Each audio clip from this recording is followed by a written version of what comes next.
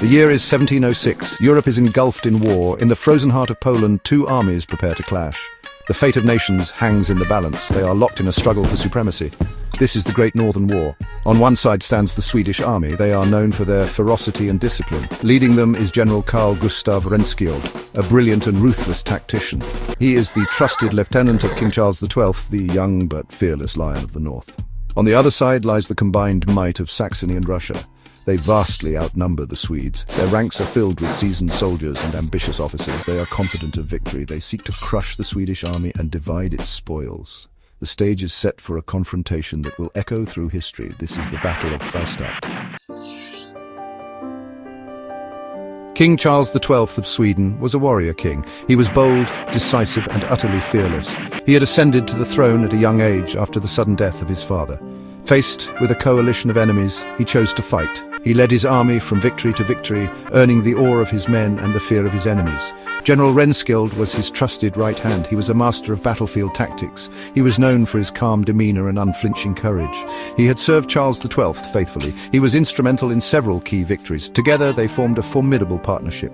The Swedish army reflected their leadership. They were a hardened force, accustomed to hardship and danger. They had been forged in the fires of constant warfare. They were fiercely loyal to their king. They were confident in their ability to overcome any obstacle. The odds were stacked against the Swedes. They faced a much larger enemy force.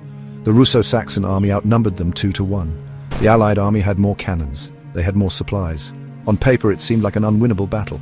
The Swedish army had been marching for weeks. The winter was harsh. Supplies were low. The men were weary. Yet their morale remained high. They had faced adversity before. They knew their king and their general would lead them to victory. Rehnskiöld knew he couldn't win a battle of attrition. He needed a decisive victory. He devised a daring plan. He decided to use the element of surprise. He would launch a double envelopment. This would crush the enemy before they could react. On the morning of February 3rd, 1706, a thick fog blanketed the battlefield. It was an unexpected gift for the Swedes. Rehnskiöld saw his opportunity. He ordered his army forward.